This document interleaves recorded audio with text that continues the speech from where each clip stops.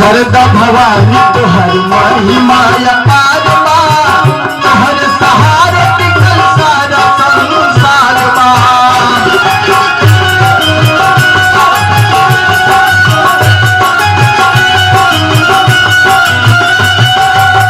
शरदा भवानी तोहर महिमा अपार बा, तोहर सहारे टिकल सारा संसार बा।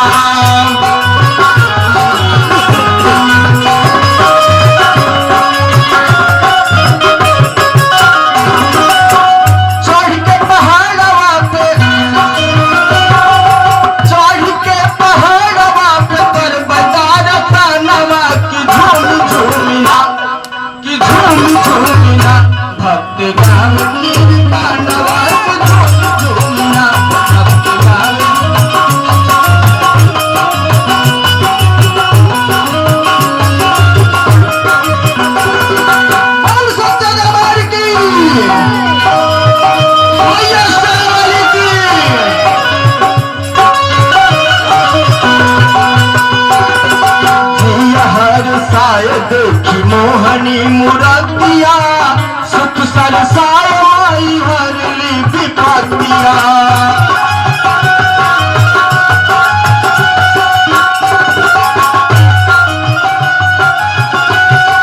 जिया हर साय देखी मोहनी मुरतिया सुख सरसाए माई हरली विपतिया।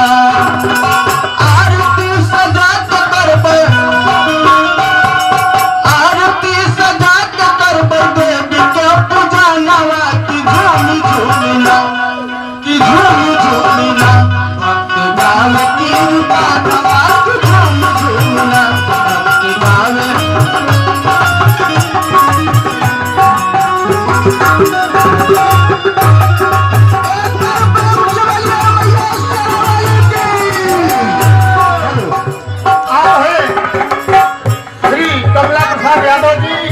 प्रधान जी निवासी ग्राम गिलोठा आपके तरफ से इस भजन पर खुश होकर 51 रुपए का पुरस्कार प्रदान करते हैं। माँ भगवती आपकी हर मनोकामना पूर्ण करें। धन्यवाद।